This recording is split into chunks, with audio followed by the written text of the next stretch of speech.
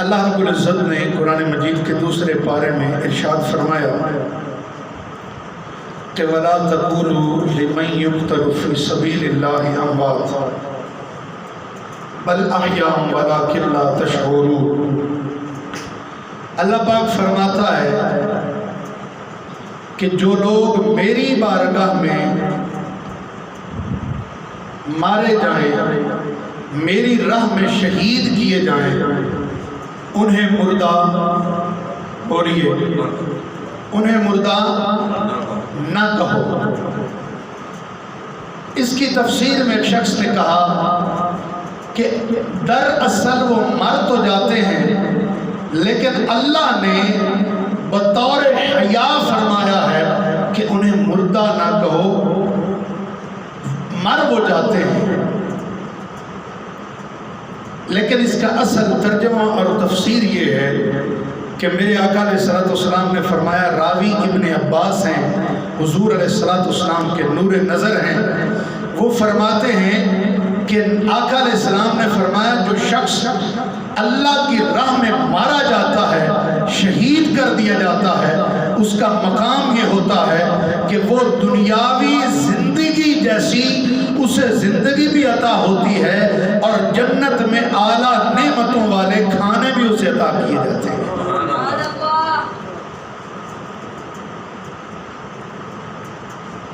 اسی لیے تو کہتے ہیں کہ شہید کی جو موت ہے وہ قوم کی حیات ہے۔ شہید اپنے اس دنیا سے پردہ کرنے کے بعد وہ راہیں ہموار کر کے جاتا ہے، وہ عظیم ایک نیت دے کر جاتا ہے، وہ عظیم مقصد دے کر جاتا ہے کہ قوم قیامت تک اس مقصد کو یاد بھی رکھتی ہے اور اس پہ عمل کر کے اپنی بھی اور دوسروں کی قبر و آخرت کو سنوارا کرتی ہے۔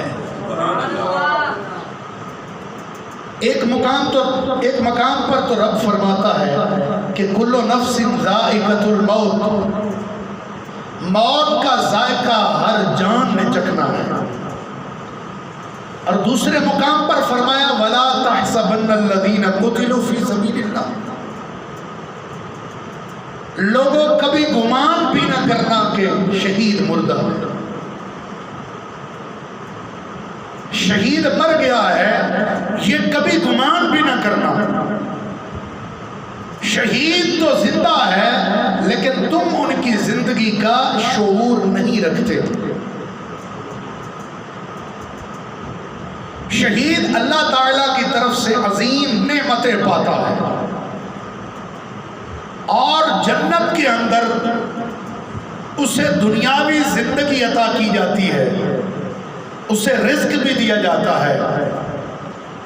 شہید وہ عظیم انسان ہے کہ جب اس کی شہادت ہوتی ہے تو اس کو چاہے سینکڑوں نیزے لگے، برچھیاں لگیں، تلواریں لگیں، اس کو گولیاں لگیں، وہ ٹینکوں کے نیچے آئے، لیکن اللہ تعالیٰ کی قدرت دیکھیے کہ جس طرح کی بھی پریشانی اور تکلیف اس پہ آتی ہے، اس کا گلا تلواروں سے کاٹا جاتا ہے لیکن اسے تکلیف محسوس نہیں ہوتی ہے۔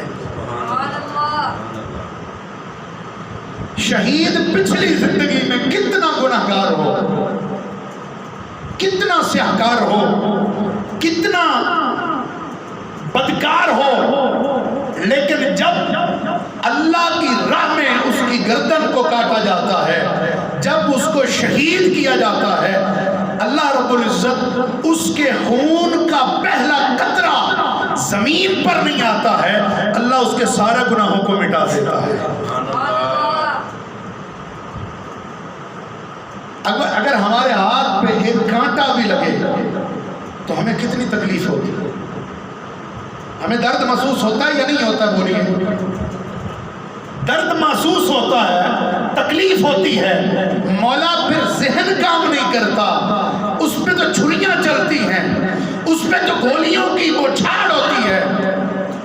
بھالے اور نیزے لگتے ہیں پھر تکلیف کیوں نہیں ہوتی؟ پھر تکلیف کیوں نہیں ہوتی؟ علماء فرماتے ہیں کہ جب اس شہید خوش نصیب پر تکلیف آتی ہے اور اس پر چھریاں اور گولیاں چلتی ہیں، تکلیف اس لیے نہیں ہوتی کہ اس وقت وہ دیدار خدا بندی کر رہا ہوتا ہے، اللہ اسے اپنا دیدار کرواتا ہے، اپنے دیدار سے اسے مشرف فرماتا ہے۔ جب شہید ہونے لگتا ہے تو اللہ کا دیدار کر رہا ہوتا ہے، اس لیے تکلیف نہیں ہوتی۔ حضرت علامہ جلال الدین سیوطی شافعی رحمت اللہ تعالی علیہ، آپ کے پاس ایک شخص آیا اور آ کر عرض کرنے لگا کہ حضور یہ بات میری سمجھ میں نہیں آتی کہ چھری بھی چلے اور تکلیف نہ ہو، بھالا بھی چلے اور تکلیف نہ ہو، نیزہ بھی لگے اور تکلیف نہ ہو، گولی بھی چلے اور تکلیف نہ ہو، ڈنڈے بھی لگے لیکن تکلیف نہ ہو، گردن کٹ جائے تکلیف نہ ہو۔ آپ نے فرمایا اللہ کے بندے گھر جا اور سورہ یوسف پڑھ۔ کیا پڑھ بولیے؟ سورہ یوسف۔ فرمایا یوسف سورت پڑھ کہ جب الزام لگا زلیخا پہ، لوگوں نے کہا اور لونڈیوں نے، مصر کی عورتوں نے کہا زلیخا یہ تو تیرا غلام تھا، یہ تو تیرا بردہ تھا، یہ تو تیرا نوکر تھا، لیکن یہ کیا ہوا کہ تو اس پہ عاشق ہو گئی، اس پہ کیسے دیوانی ہو گئی؟ تو زلیخا نے بڑا خوبصورت جواب دیا۔ زلیخا نے کہا کہ تم کہتی ہو کہ یہ میرا غلام ہے، یہ میرا بردہ ہے، یہ میرا نوکر ہے، ایک مرتبہ اسے دیکھو تو صحیح، میرے یوسف کو دیکھو تو صحیح، پھر میری غلطی ہو، اگر میری برائی ہو تو تم کہنا پہلے دیکھو تو صحیح حسن یوسف ہے کیسا، کہ جب لایا گیا حضرت یوسف علیہ السلام کو مصر کی عورتوں کے سامنے جب لایا گیا تو مصر کی عورتیں دیکھنے کے بعد حضرت زلیخا کو کہنے لگی فَلَمَّا رَأَيْنَهُ أَكْبَرْنَهُ وَقَطَّعْنَ أَيْدِيَهُنَّ وَقُلْنَ حَاشَ لِلَّهِ مَا هَٰذَا بَشَرٌ إِنْ هَٰذَا إِلَّا مَلَكٌ كَرِيمٌ۔ اے زلیخا تو سچ کہتی تھی یہ انسان نہیں ہے، یہ اللہ کی طرف سے بھیجا ہوا کوئی فرشتہ ہے۔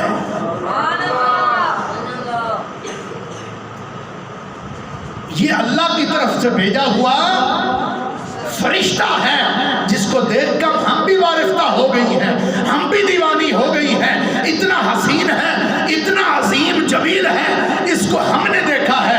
جلال الدین سیوطی رحمت اللہ علیہ فرماتے ہیں کہ جب حسن یوسف ایسا ہے تو حسن محمد کیسا ہوگا؟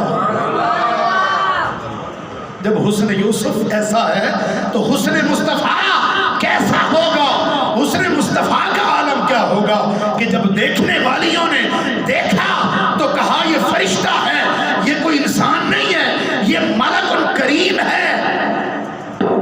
اس اعلیٰ حضرت امام علیہ سنت کا مہینہ ہے نا، تو میرے اعلیٰ حضرت بھی تڑپ اٹھے اور بریلی میں لکھا کہ حسن یوسف پہ کٹی مصر میں انگشت زنا، حسن یوسف پہ کٹی مصر میں انگشت زنا، تیرے نام پہ سر کٹاتے ہیں مردان عرب۔ حضرت سیدہ عائشہ فرماتی ہیں کہ عورتیں جو مصر کی تھیں انہوں نے یوسف علیہ السلام کا حسن مبارک دیکھا تو اپنی انگلیاں کاٹ لی، ان کو پتہ بھی نہ چلا۔ لیکن عرب کے نوجوان ایسے ہیں مصطفیٰ کو دیکھے ہی نہیں ہے اور پھر مصطفیٰ کے نام پہ سر کٹانے کے لیے تیار ہو جاتے ہیں۔ اب یہاں پر نتیجہ دیا علماء نے، میں اپنے دوبارہ ٹاپک کی طرف آ رہا ہوں کہ شہید جب کٹتا ہے اس کو تکلیف کیوں نہیں ہوتی؟ شہید جب دنیا سے جاتا ہے اس کو درد کیوں نہیں محسوس ہوتا؟ علامہ صاحب فرماتے ہیں، جلال الدین سیوطی رحمت اللہ علیہ فرماتے ہیں کہ جب حسن یوسف دیکھا مصر کی عورتوں نے اپنی انگلیاں کاٹ لی، پھل کاٹنے کی بجائے ان کو پتہ ہی نہ چلا، ان کو گمان بھی نہ ہوا، تو جو یوسف کو دیکھے اس کی انگلیاں کٹ جائیں اس کو خبر ہی نہیں ہوتی ہے، جو حسن خدا کو دیکھے اس کو کیسے ہو سکتی ہے؟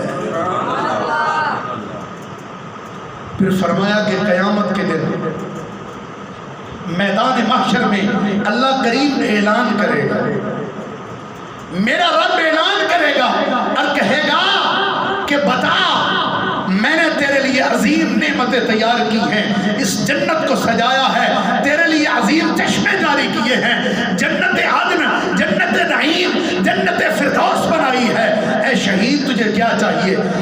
تو میرا گمان ہے کہ اس وقت شہیدوں کے سردار امام حسین کھڑے ہو جائیں گے، حسین کھڑے ہوں گے اور کہیں گے کہ اللہ تیری جنت میں مجھے سرور نہیں آیا ہے۔ اللہ فرمائے گا پھر کیا چاہتا ہے؟ اللہ کی بارگاہ میں حسین عرض کریں گے کہ مولا جو مزہ مجھے شہادت کا میدان کربلا میں آیا ہے، تیرے دیدار کا جو سکون ملا ہے، اللہ تیری جنت میں بھی وہ مزہ نہیں ہے، تیری جنت میں بھی وہ مزہ نہیں ہے۔